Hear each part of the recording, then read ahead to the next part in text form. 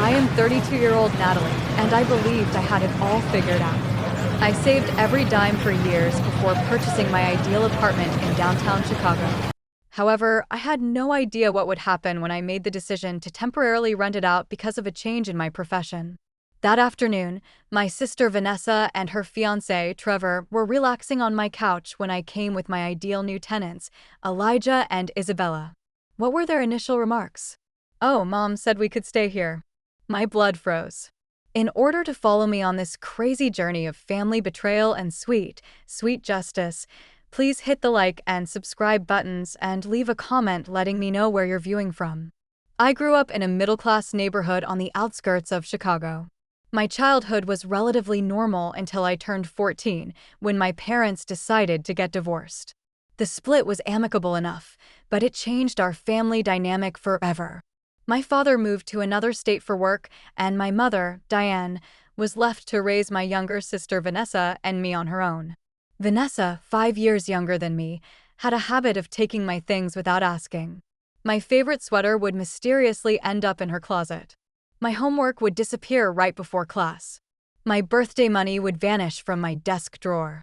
Each time I confronted her, she would either deny it or claim she thought I wouldn't mind. And each time, my mother would step in to defend her. "Natalie, you need to learn to share with your sister," my mother would say, completely ignoring the principle of asking for permission. "She looks up to you and just wants to be like her big sister." This pattern continued throughout our teenage years. While I was working part-time jobs to save for college, Vanessa was receiving new clothes and expensive birthday parties. My mother always had a justification ready. "Vanessa needs more support, or you're so independent, Natalie, you don't need as much help." By the time I left for college, I had learned to hide my important belongings and keep my plans to myself. I worked 2 jobs throughout university, maintaining a scholarship through sheer determination.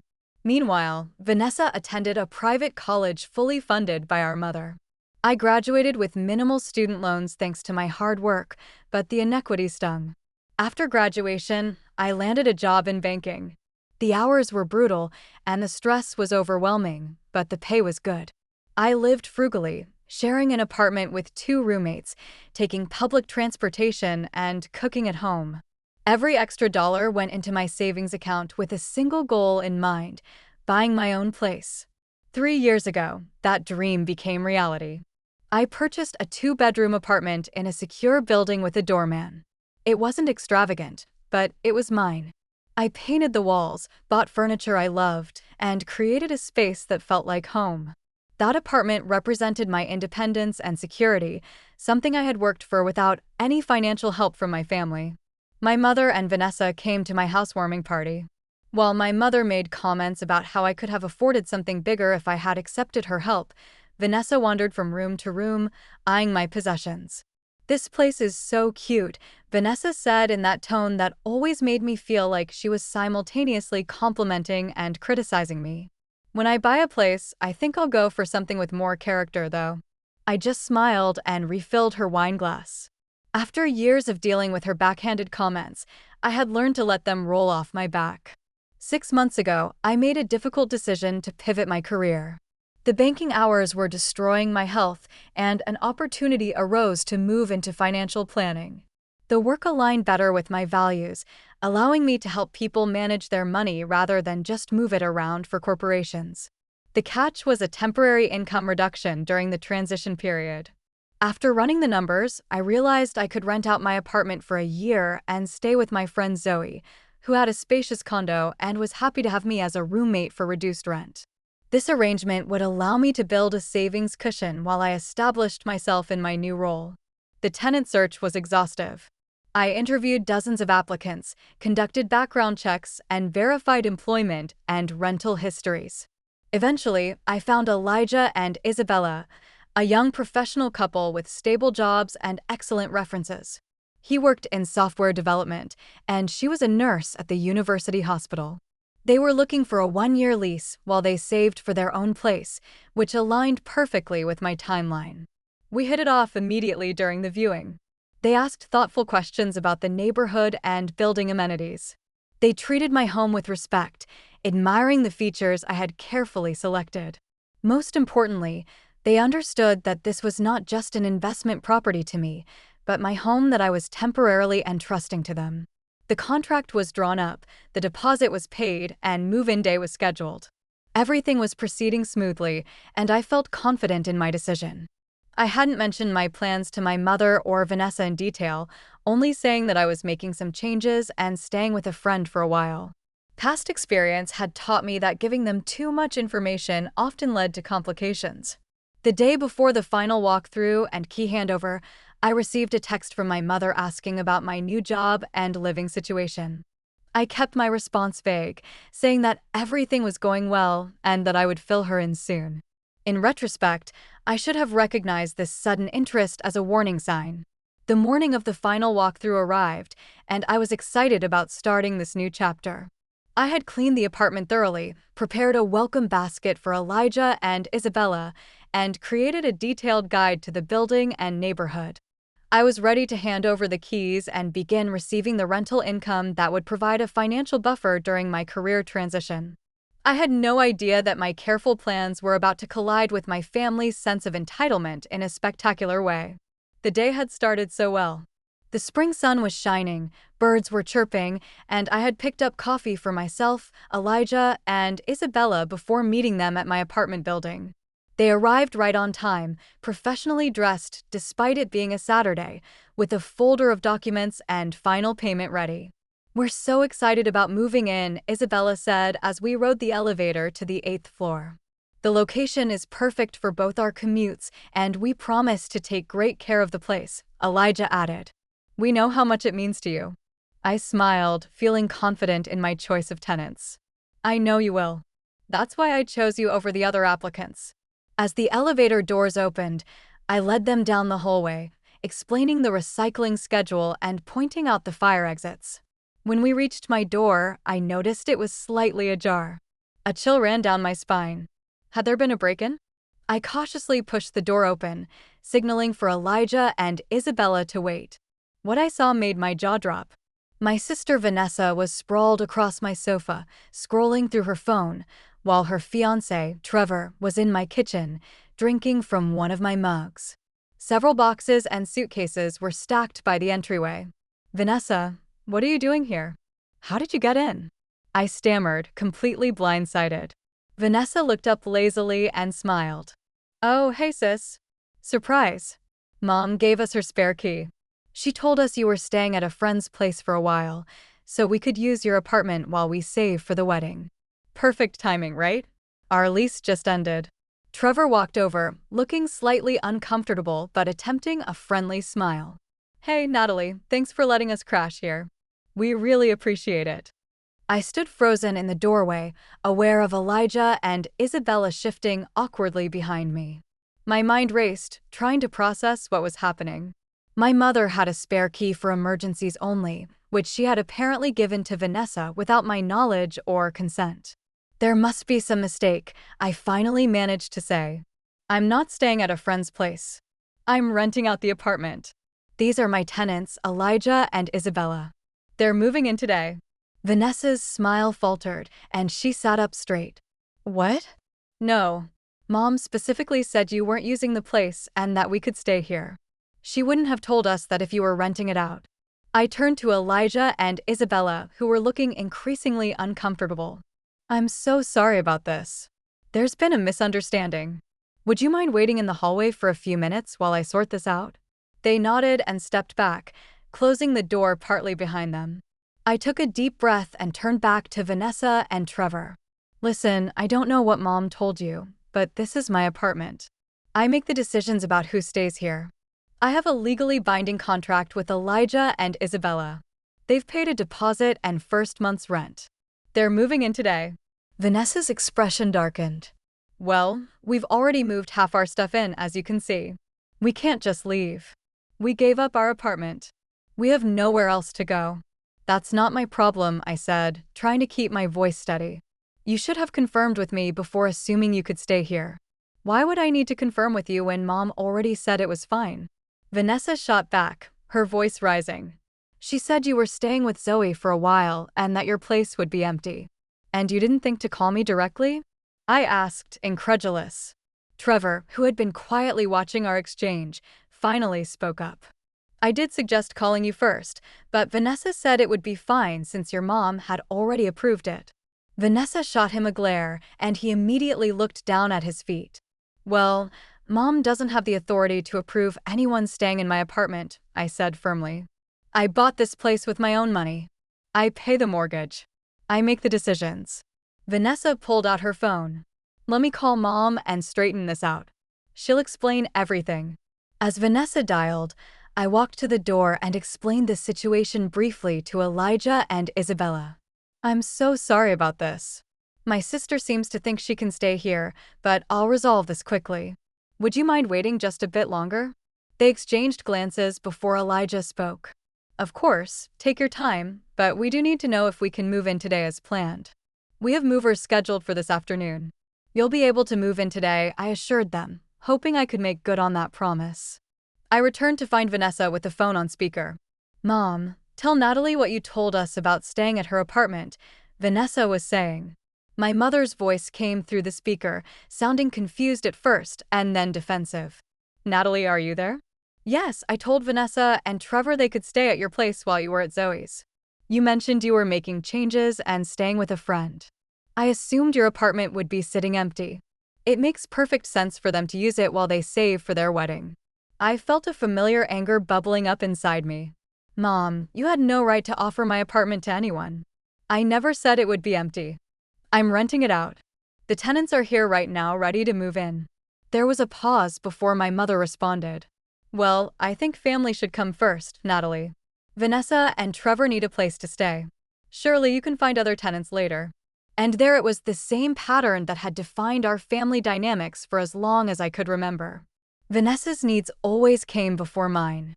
My mother always assumed I would accommodate, sacrifice, and give in. I looked at Vanessa, who now wore a smug expression, confident that our mother's backing would settle the matter. Trevor, on the other hand, was looking increasingly uncomfortable, avoiding eye contact with everyone in the room. Mom, I have a legal contract with these tenants. They've paid a deposit. They have movers coming today. I can't just tell them to find somewhere else to live because Vanessa decided she wants my apartment. Surely they would understand if you explained the situation, my mother replied. Family emergencies happen. They could find another place. I felt a surge of frustration as memories flooded back, all the times I had been expected to give up something for Vanessa, all the times my mother had dismissed my feelings and boundaries. But this time was different. This was my property, my financial security at stake. This is not a family emergency, I said firmly. This is Vanessa assuming she can take something of mine, as usual, and you enabling her as usual. I need to go now. I have tenants waiting. I ended the call before my mother could respond. Vanessa stared at me, her expression a mixture of shock and anger. I can't believe you're choosing strangers over your own sister, she said. Where are we supposed to go? That's not my concern, I replied, feeling a strange calm descend over me. You should have confirmed with me before giving up your apartment. Now, I need you to pack up your things and leave. My tenants are moving in today. We're not going anywhere, Vanessa declared, crossing her arms. Mom said we could stay here, and we're staying. I looked at her, then at Trevor, who was now shifting from foot to foot, clearly uncomfortable with the situation. I realized I needed to take a different approach. Excuse me for a moment, I said, walking toward my bedroom. I need to make a call. I closed my bedroom door behind me, leaning against it as I tried to steady my breathing. The familiar knot of anxiety that always formed during confrontations with my family tightened in my chest. I could hear Vanessa and Trevor arguing in hushed tones in the living room. My phone buzzed with a text from my mother. Call me back. We need to discuss this like adults. Like adults. As if it were childish of me to expect control over my own property. As if it were immature to have boundaries. I ignored the message and instead dialed my mother directly. She answered on the first ring. Natalie, I don't understand why you're being so difficult about this, she began without preamble. Vanessa and Trevor are family. They need a place to stay while they save for their wedding. Your apartment is perfect for them. I took a deep breath. Mom, did it ever occur to you to ask me before telling them they could stay in my home? Or better yet, to offer your own place instead. Don't be ridiculous, she scoffed. You know my condo is too small for 3 people. Besides, you're not even using your apartment right now. I'm not using it because I'm renting it out, I explained for what felt like the 100th time. I need the rental income while I transition to my new job. You always think about money first, my mother said disapprovingly. Family should be your priority. Vanessa is planning a wedding. They need to save money. And what about my needs? I asked. Does my financial security not matter? You've always been the responsible one, Natalie. You always land on your feet. Vanessa needs more support. There it was again, the same justification she had used throughout our childhood. Vanessa needed more. Vanessa deserved more. Natalie could manage with less. As we argued, memories from childhood flooded back. The time Vanessa had taken my prom dress without asking and spilled punch all over it, and my mother told me to be understanding because Vanessa had been so excited about her first high school party. Or the time Vanessa had borrowed my car in college and gotten a parking ticket she never paid, resulting in a boot on my vehicle when I needed to get to an important job interview. My mother had paid the fine but told me not to make a big deal about it because sisters share. Mom, I'm not asking Vanessa and Trevor to be homeless, I said, trying to keep my voice calm. I'm asking them to respect that I've made arrangements for my apartment that don't include them. They need to find another solution. What about your tenants? My mother pressed. Can they not wait a few months? Surely they would understand if you explained the situation. No, they cannot wait, I replied firmly. They've already given notice at their current place. They have movers coming today. They've signed a legally binding lease agreement. Well, I think you're being selfish, my mother declared. I raised you to put family first. Her words stung, but they also ignited something in me, a realization that had been building for years. My mother's version of family first had always meant Vanessa first. I have to go, I said, ending the call before she could respond. I stood in my bedroom, surrounded by the furniture I had carefully selected, the paint color I had chosen, the space I had created for myself through years of hard work and sacrifice. This apartment represented not just a financial investment, but an emotional one.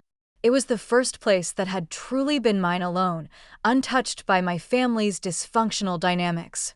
And now Vanessa was trying to claim it, just as she had claimed so many of my possessions throughout our lives. But this time was different.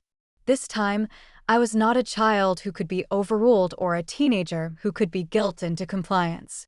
I was an adult with legal rights to my property. A knock on the bedroom door interrupted my thoughts. Natalie. It was Trevor's voice, hesitant and low. Can I talk to you for a second? I opened the door to find him standing there alone, looking uncomfortable. Listen, he said, glancing over his shoulder to ensure Vanessa wasn't within earshot. I want you to know that this wasn't my idea. Vanessa told me her mother had arranged everything and that you were fine with it. I suggested we should call you directly, but she insisted it was all set. I studied his face, trying to gauge his sincerity. Trevor had always seemed like a decent person, if somewhat passive in his relationship with my sister. We had only met a handful of times since they started dating 2 years ago, but he had always been polite and considerate. I appreciate you telling me that, I said carefully.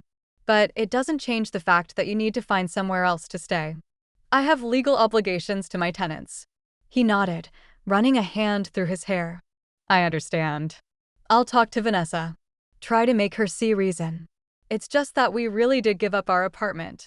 The lease ended, and we didn't renew because her mother said this place was available. I felt a twinge of sympathy for Trevor, who seemed to have been caught in the middle of yet another situation engineered by my mother and sister. But my sympathy had its limits. That's unfortunate, I said. But it's not my responsibility to solve that problem. You and Vanessa are adults. You need to figure out your own housing situation without assuming you can take over mine. Trevor nodded again, looking resigned. I get it. I'll talk to her. As we returned to the living room, I could see Elijah and Isabella through the partly open front door, waiting patiently in the hallway. I felt a surge of guilt for subjecting them to this family drama on what should have been an exciting day for them. Vanessa was pacing the living room, her phone pressed to her ear. Yes, Mom. She's being completely unreasonable. I know. That's what I told her.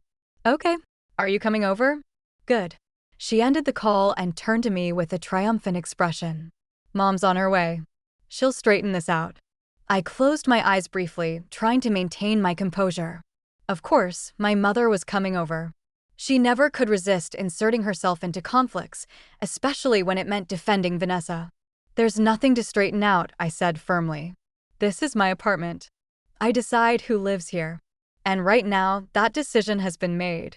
Elijah and Isabella are moving in today. We'll see about that, Vanessa replied, her tone smug. Mom thinks you're being ridiculous, and I agree. Family should come first. I looked at her, really looked at her, and suddenly saw the pattern that had defined our relationship for decades. Vanessa took. I gave. Vanessa demanded. I accommodated. Vanessa assumed. I accepted. It had been this way for so long that she no longer even considered the possibility that I might say no. But something had shifted inside me. Perhaps it was the years of independence I had built or the realization that I had created this life for myself without their help. Whatever the reason, I knew with absolute certainty that I would not back down this time. I walked to the door and invited Elijah and Isabella back inside. They entered cautiously, clearly sensing the tension in the room. I'm so sorry about this delay, I said, trying to sound professional despite the chaos. There's been a misunderstanding with my family, but I'm working to resolve it quickly. In the meantime, would you like to do a final walkthrough of the apartment? Before they could respond, Vanessa interjected. There's no point in doing that. They're not moving in today. This apartment is spoken for. I saw Isabella's eyes widen and Elijah's joy tighten. I had to admire their patience in what was becoming an increasingly awkward situation. Perhaps we should come back another time, Isabella suggested gently. Once you've sorted out this family matter. I felt a flash of panic.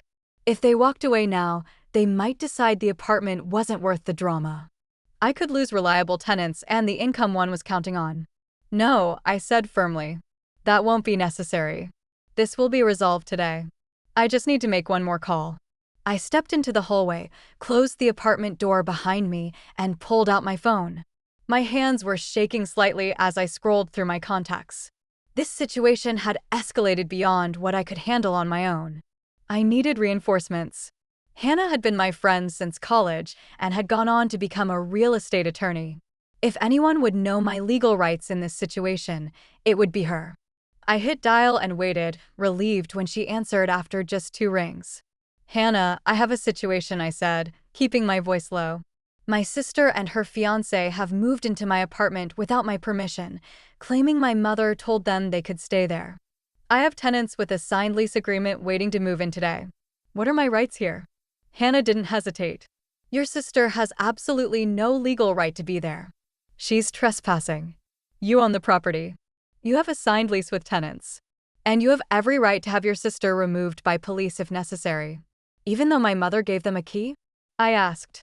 It doesn't matter who gave them a key, Hannah explained patiently. Your mother doesn't own the property and has no authority to grant permission for anyone to live there. The only person who can make that decision is you, the legal owner. Relief washed over me. Deep down, I had known this to be true, but hearing it confirmed by a professional gave me the confidence I needed. What about my tenants? I asked. Do they have any recourse if they can't move in today as agreed? Yes, Hannah said gravely. If you fail to provide the property as specified in the lease agreement, they could potentially sue for breach of contract, additional housing costs, storage fees, and other damages. You have a legal obligation to deliver the property to them as promised. The stakes were even higher than I had realized. This wasn't just about standing up to my family. It was about fulfilling my legal responsibilities and avoiding potential financial penalties. What should I do? I asked. Tell your sister she needs to leave immediately, Hannah advised. If she refuses, inform her that you'll call the police to report trespassers in your property. That usually gets results. If your mother arrives and creates problems, the same applies to her. This is your property, Natalie. You have every right to control who enters it and who lives there. After thanking Hannah for her advice, I made one more call to the building management. I explained the situation briefly and asked them to meet me at my apartment. Having the building manager present would add another layer of authority to my position. With a deep breath, I returned to the apartment, walking with newfound confidence. Vanessa and Trevor were sitting on the couch, while Elijah and Isabella stood awkwardly by the kitchen counter. "I've just spoken with my attorney," I announced, loud enough for everyone to hear. "She's confirmed what I already knew. Vanessa and Trevor have no legal right to be in this apartment. They are trespassing on private property." Vanessa rolled her eyes. "Oh, please, don't be so dramatic. We're family, not criminals." "Family or not, you have no right to be here," I continued, my voice steady. "I have a legally binding agreement with Elijah and Isabella. They're moving in today as planned." Trevor shifted uncomfortably. "Vanessa, maybe we should just go. We can figure something else out." "Go where?" Vanessa snapped. "We gave up our apartment, remember? Because Mom said we could stay here." "That's not my problem," I said firmly. "You should have confirmed with me directly before making such a decision." "I didn't think I needed to check with you when Mom had already approved it," Vanessa retorted, though I noticed a flicker of uncertainty in her eyes. "Mom doesn't own this apartment," I explained slowly, as if to a child. "She has no authority to approve anyone staying here. Only I can make that decision." A knock at the door interrupted our standoff. I opened it to find Mr. Peters, the building manager, standing there with a concerned expression. "Miss Johnson," he said, nodding politely. "You called about an unauthorized occupancy situation." "Yes, thank you for coming so quickly," I replied, relief washing over me. "My sister and her fiancé are in my apartment without my permission, and they're refusing to leave. I have tenants who are supposed to be moving in today." Mr. Peters stepped inside and surveyed the scene. "I'll need to see some identification from everyone, please." As everyone produced their IDs, I explained the situation in more detail. Mr. Peters listened attentively, then turned to Vanessa and Trevor. "I'm afraid Miss Johnson is correct," he said in a professional tone. "As the legal owner of this property, she has the exclusive right to determine who may occupy it. If you're here without her permission, you're trespassing, which is a criminal offense." Vanessa's face flushed with anger. "This is ridiculous. We're her family. We're not trespassing." "From a legal standpoint, that's exactly what you're doing," Mr. Peters replied calmly. "If Miss Johnson asks you to leave and you refuse, she has the right to call the police and have you removed by force if necessary." The word police seemed to penetrate Vanessa's defiance. She looked at Trevor, who was already standing up. "You can't be serious," she said, turning to me. "You'd call the police on your own sister?" "I hope it won't come to that," I replied evenly. "But yes, if necessary, I will. This apartment is my property, my investment, and my security. I've worked too hard for it to let anyone, even family, take it from me." The front door opened again, and my mother bustled in, looking flustered and annoyed. "What in the world is going on here?" she demanded, then noticed Mr. Peters. "Who is this?" "This is Mr. Peters, the building manager," I explained. "I called him because Vanessa and Trevor are refusing to leave my apartment." My mother turned to Mr. Peters with a winning smile. "There must be some misunderstanding. These are my daughters, and we're just having a family discussion. Everything is fine." Mr. Peters remained professional. "Ma'am, this is not a family matter. It's a property rights issue. Miss Johnson has legal tenants who are scheduled to move in today. Your other daughter and her fiancé have no legal right to occupy this property without the owner's consent." My mother's smile faltered. "I have a key to this apartment. I gave permission for my daughter to stay here." "A spare key doesn't confer occupancy rights," Mr. Peters explained patiently. "Only the property owner can grant permission for someone to live here. In this case, that's Miss Natalie Johnson." I watched as the reality of the situation slowly dawned on my mother. For perhaps the first time in her life, her authority was not being recognized. Her word was not law. She could not simply decide that Vanessa should have something of mine. "Natalie," my mother said, her voice switching to a pleading tone, "surely we can work something out. Vanessa and Trevor really need a place to stay. They're planning a wedding. Could your tenants not wait just a few months?" I turned to Elijah and Isabella, who had been silent witnesses to this family drama. "I'm sorry you've had to endure this." I want to assure you that the apartment will be ready for you today as agreed. If you'd like to wait downstairs in the lobby for a short while, I'll resolve this situation and then complete our walkthrough." Elijah nodded, putting a protective arm around Isabella. "We understand family situations can be complicated. We'll wait downstairs." As they left, I felt a surge of gratitude for their patience and understanding. Many prospective tenants would have walked away from such a dramatic situation, but they were still willing to give me a chance to make things right. Once they were gone, I turned back to my mother, Vanessa, and Trevor. "This is not up for negotiation. Vanessa and Trevor need to pack their things and leave immediately. I have a legal obligation to my tenants, and I intend to fulfill it." I pulled out my phone. "I'm going to call the police now if you don't start packing." Vanessa stared at me in disbelief, but Trevor was already moving toward their suitcases. "Come on, Vanessa," he said quietly. "We need to go." For a moment, I thought she might continue to resist, but something in my expression must have convinced her that I was serious. With a dramatic sigh, she stood up and began gathering her belongings. My mother watched in stunned silence, clearly unaccustomed to seeing her plans thwarted. When she finally spoke, her voice was tight with disapproval. "I never thought I'd see the day when you'd choose strangers over your own sister." I met her gaze steadily. "I'm not choosing strangers over family. I'm choosing to honor my commitments and to protect what I've worked for. If you want to help Vanessa and Trevor, why not offer them your spare room?" My mother blinked, taken aback by the suggestion. "My condo is too small for 3 people." "Then perhaps you shouldn't have promised them my apartment without consulting me," I replied. For once, my mother had no ready response. As Vanessa and Trevor begrudgingly packed their belongings, the atmosphere in the apartment grew increasingly tense. Vanessa slammed drawers and muttered under her breath, occasionally shooting venomous glares in my direction. Trevor moved quietly and efficiently, clearly eager to be done with the whole uncomfortable situation. My mother paced the living room, alternating between trying to reason with me and making passive-aggressive comments about family loyalty. "I just don't understand how you can be so cold," she said for what felt like the dozenth time, "after everything our family has done for you." I nearly laughed at the irony. "What exactly has our family done for me, Mom? I worked my way through college. I saved for years to buy this place. I've never asked you or anyone else for financial help." "Family isn't just about money, Natalie," my mother replied, her tone sanctimonious. "It's about being there for each other. Like how you were there for Vanessa by offering her my apartment without asking me," I countered. My mother's face flushed. "That's different. Vanessa needs help right now, and I don't." I asked. "I'm in the middle of a career transition. I need the rental income from this apartment to maintain my financial stability, but my needs don't count, do they?" "They never have." "That's not true," my mother protested, but her eyes slid away from mine. Vanessa emerged from the bathroom with an armful of toiletries. "Are you seriously going to stand there and act like you're the victim here, Natalie?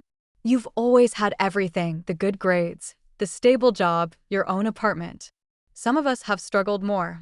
I stared at her in disbelief. "Struggled? You had a fully funded college education. You've never had to work 2 jobs. You've always had Mom to bail you out whenever you needed it." "That's not fair," Vanessa said, her voice rising. "Just because I needed more support doesn't make me some kind of parasite." "I never called you a parasite," I replied.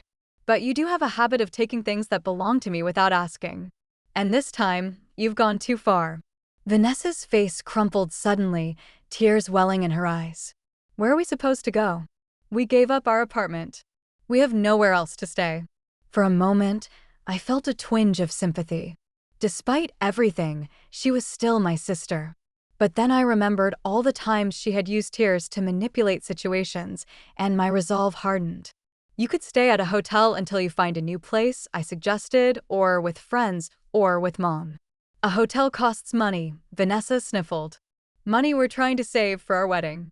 "That's not my problem," I said firmly. "You should have thought of that before giving up your apartment based on Mom's unauthorized offer."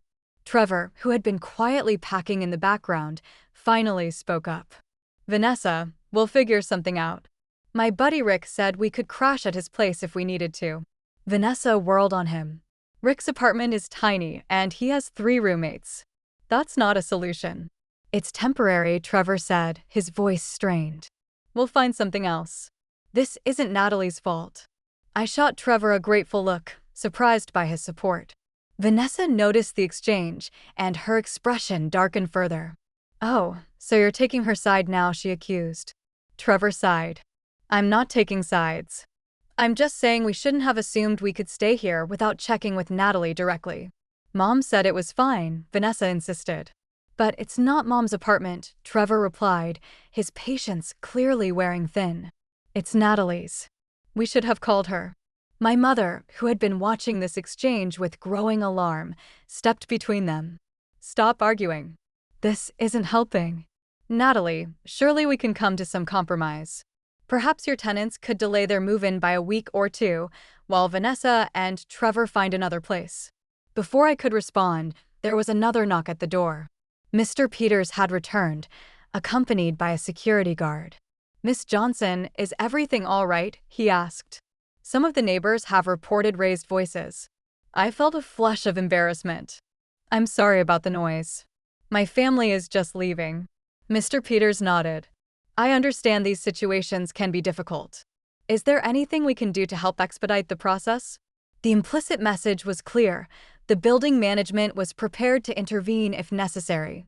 The presence of the security guard emphasized that point. Vanessa stared at the security guard, then at me, realization dawning that I truly wasn't going to back down. Her expression shifted from anger to disbelief to something that looked almost like respect. Fine, she said finally. We'll go. But don't expect me to forget this. Natalie, I wouldn't dream of it, I replied evenly. As Vanessa and Trevor resumed packing, my mother pulled me aside, her voice low and urgent. Natalie, please. They really don't have anywhere else to go. At least help them find a place to stay. For a moment, I considered refusing outright. After all, why should I help them after what they had tried to pull? But something in my mother's pleading expression softened me slightly. I'll pay for 3 nights at a hotel, I offered. That should give them enough time to find a short-term rental or make other arrangements. Relief washed over my mother's face. Thank you. That's very generous. It's more than they deserve, I said quietly. And in the future, don't make promises about my property without consulting me first. My mother nodded, though I wasn't entirely convinced she had learned her lesson. While Vanessa and Trevor finished gathering their belongings, I stepped into the hallway to call Elijah and Isabella. They answered immediately. I'm so sorry about the delay, I said. The situation is almost resolved. My sister and her fiancé will be leaving shortly. Would you be able to come back up in about 30 minutes for the final walkthrough? Of course, Isabella replied, her voice warm with understanding. Family situations can be complicated. We appreciate you working to resolve this. Thank you for your patience, I said, feeling a wave of gratitude for their understanding. When I returned to the apartment, Vanessa and Trevor had most of their things packed. The security guard was helping Trevor carry boxes down to their car, while Mr. Peters supervised discreetly from near the door. Vanessa was sitting on the couch, her expression sullen. When she saw me, she stood up abruptly. I hope you're happy, she said bitterly. Throwing your own sister out on the street. You're not on the street, I replied calmly. I've offered to pay for 3 nights at a hotel while you find alternative accommodation. 3 whole nights, Vanessa said sarcastically. How generous.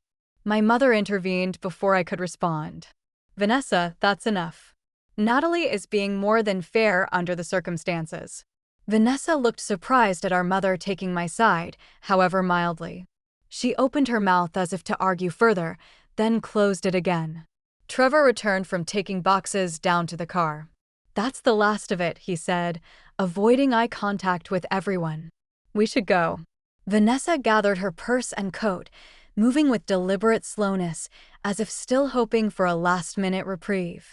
When none came, she walked to the door, pausing with her hand on the knob. I hope your precious apartment is worth destroying our relationship, she said. I met her gaze steadily. You tried to take something that belongs to me without asking again. That's what damaged our relationship, Vanessa. Not me enforcing my boundaries. For a brief moment, something like understanding flickered across her face.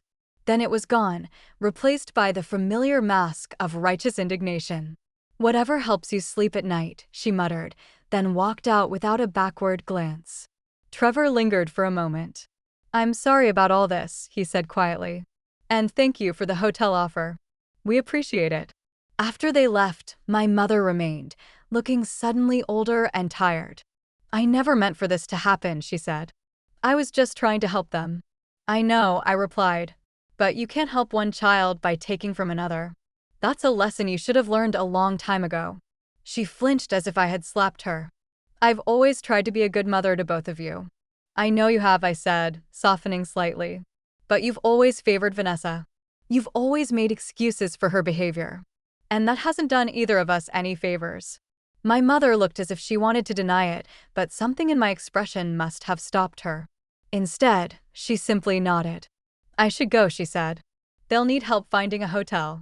After she left, I stood alone in my apartment, feeling both drained and strangely exhilarated. For the first time in my life, I had stood up to my family and held my ground. It had been painful and messy, but also necessary. Mr. Peters, who had been waiting discreetly in the hallway, stepped back inside. "Is there anything else you need, Miss Johnson?" I shook my head. "No, thank you for your help. I appreciate it more than I can say. Just doing my job," he replied with a small smile. "For what it's worth, you handled that situation admirably. Family disputes over property can get ugly fast." After he left, I took a few minutes to compose myself before calling Elijah and Isabella to come up for the final walkthrough. As I waited for them, I straightened the throw pillows on the couch and opened the windows to let in fresh air, symbolically clearing out the negative energy of the confrontation.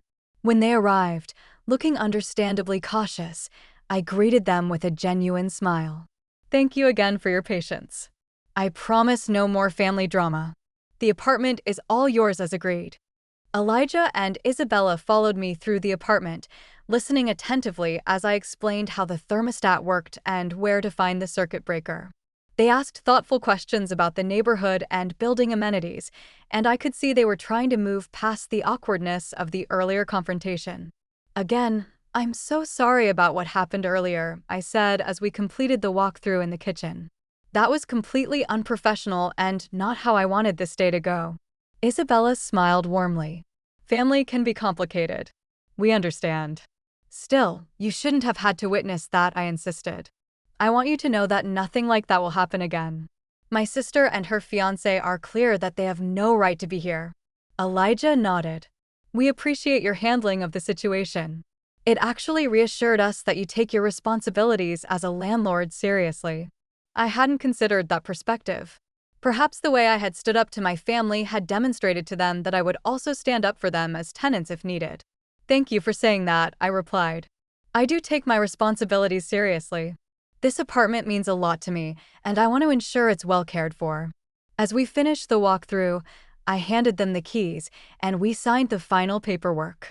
It felt surreal completing this transaction that had nearly been derailed by my family's interference.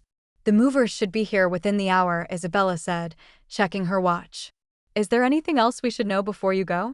I provided a few final tips about the quirks of the building and the best local restaurants, then prepared to leave them to settle in. As I gathered my belongings, my phone buzzed with a text from Trevor. "Found a hotel. Thanks for covering it. I'm sorry about everything." I felt a small sense of relief that at least one party in this drama was behaving reasonably.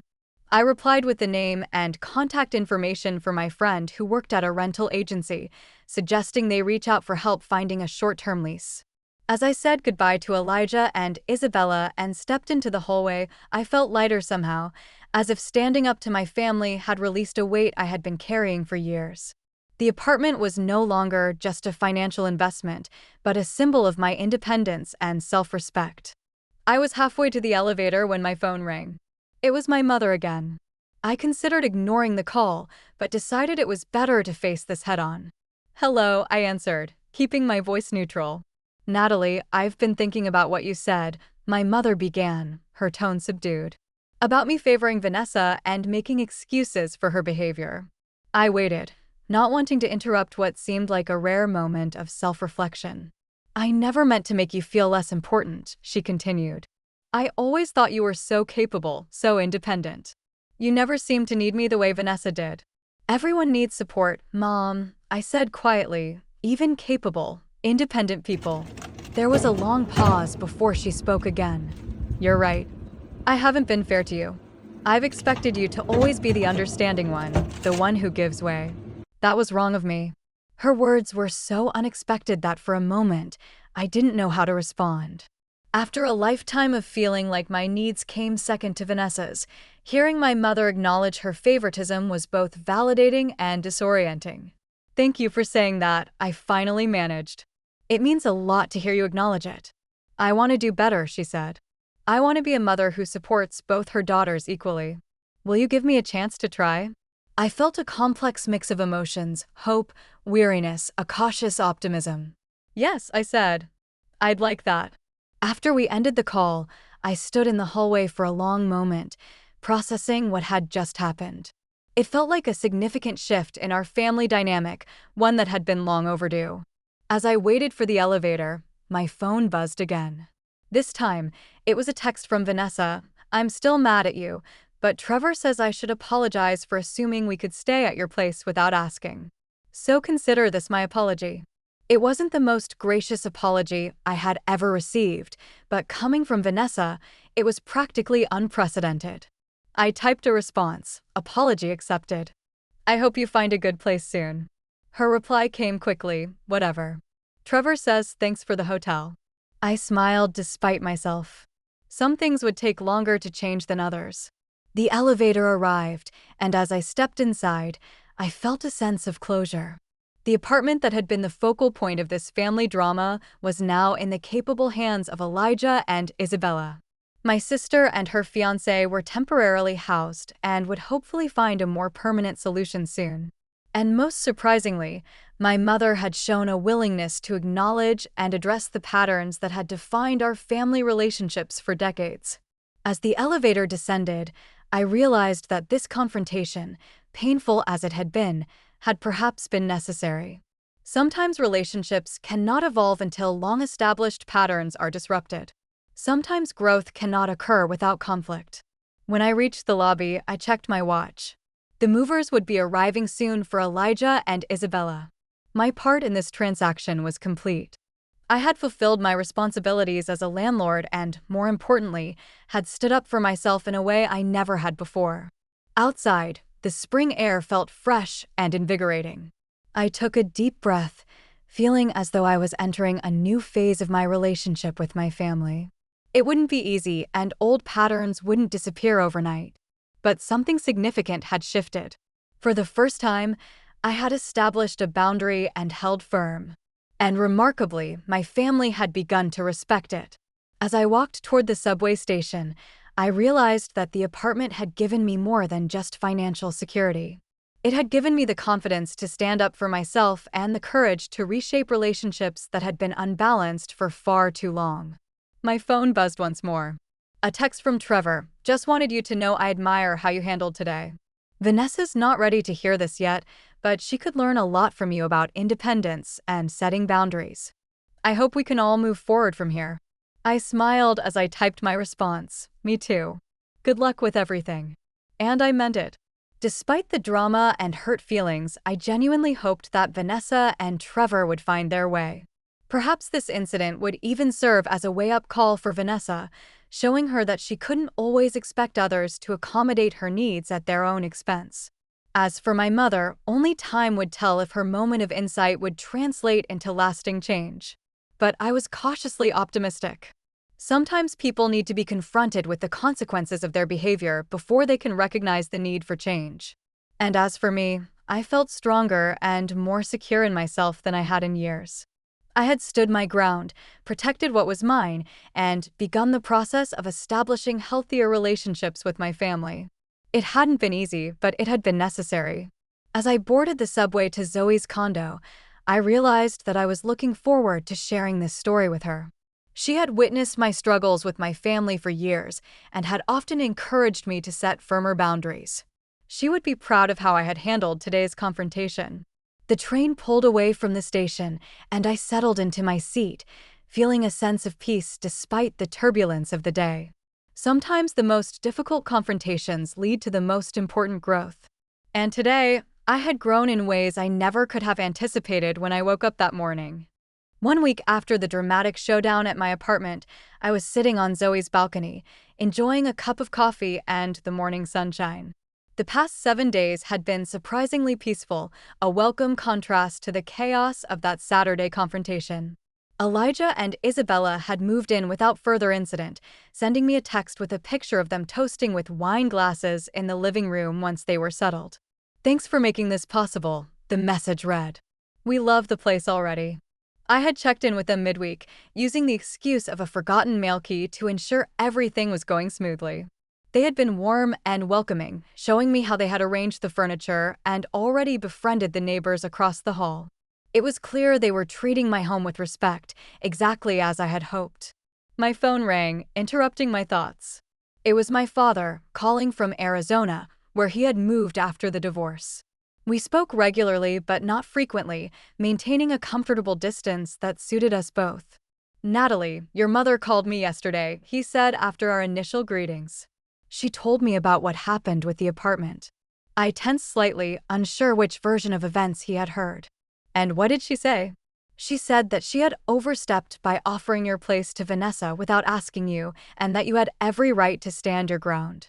He sounded surprised. I have to say, that's not the version I expected to hear from her. Relief washed over me. "That's actually pretty accurate." "Well, good for you for standing up for yourself," he said approvingly.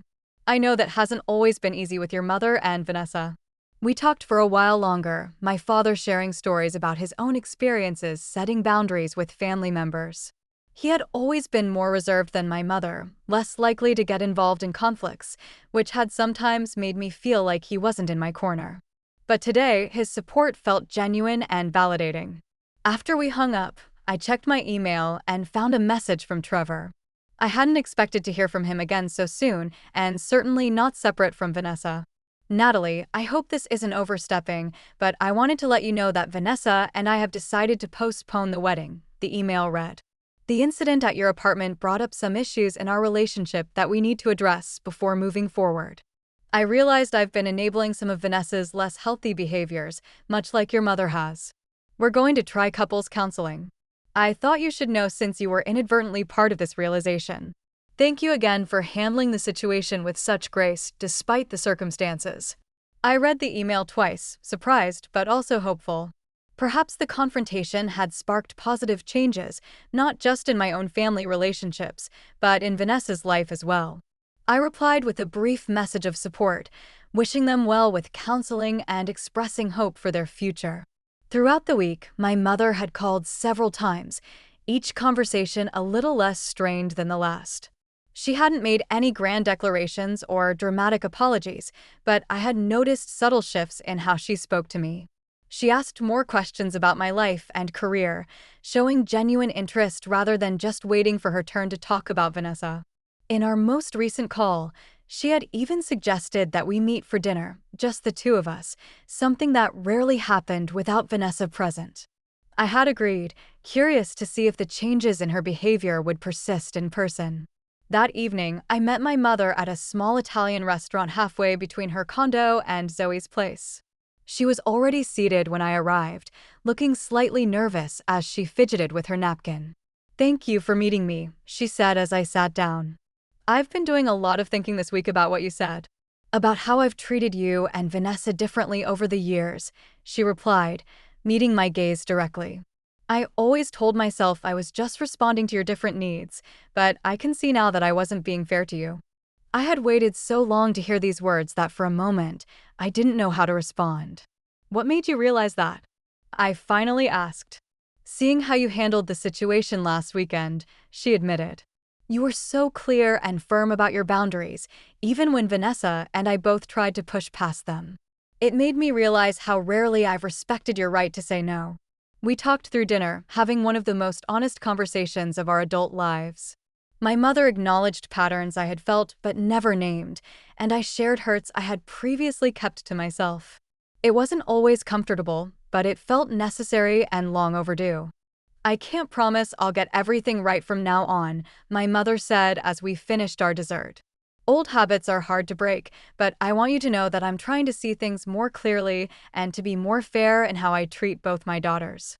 "That's all I can ask," I replied, feeling a cautious optimism about our relationship moving forward. The following day, I decided to visit my apartment building, ostensibly to collect some mail, but really to check on how Elijah and Isabella were settling in. As I approached the building, I felt a surge of pride. This place represented not just my financial achievement, but now also my emotional growth. The doorman greeted me warmly, and I chatted with him briefly before heading up to my floor. I knocked on the door, and Isabella answered, looking surprised, but pleased to see me. "Natalie, what a nice surprise. Come in." The apartment looked different with their furniture and decorations, but in a good way. They had respected the space while making it their own, exactly what I had hoped for in tenants.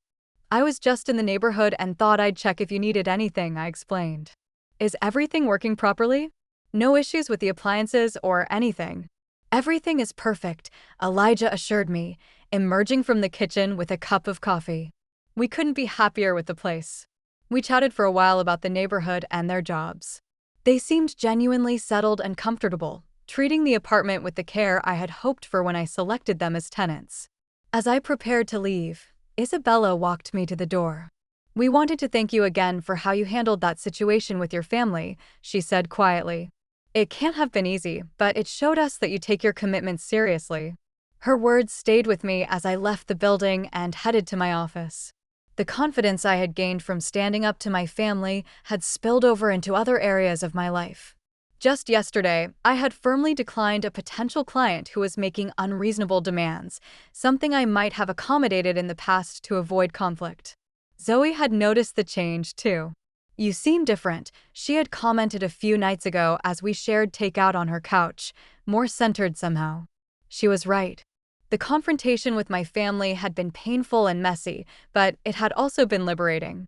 For years, I had allowed Vanessa's needs and wants to take precedence over my own, reinforced by my mother's expectations. Breaking that pattern had been difficult, but necessary for my own well-being. As I walked into my office building, I thought about the future. My temporary living arrangement with Zoe would end in less than a year, and I would return to my apartment. But the experience had sparked an interest in real estate investment. Perhaps I would use this year to save for a down payment on a second property, something I could rent out permanently. More importantly, I was committed to maintaining the boundaries I had established with my family. Our relationships were evolving, not ending. Setting limits didn't mean cutting ties.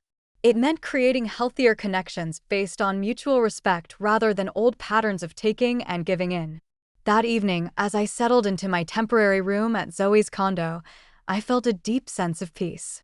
The apartment drama that had seemed so catastrophic in the moment had ultimately led to positive changes in multiple relationships. My mother was showing signs of genuine self-reflection. Vanessa and Trevor were addressing issues in their relationship, and I had found a new level of confidence and self-respect. Sometimes the most painful confrontations lead to the most necessary growth. Sometimes you have to stand firm in the storm to find peace afterward. And sometimes the boundaries you fight hardest to establish are the ones that ultimately allow your relationships to heal and flourish in healthier ways. If you've ever had to stand up to family members who crossed your boundaries, I'd love to hear your story in the comments below. How did you handle it? What lessons did you learn? And remember to like and subscribe if you enjoyed this story.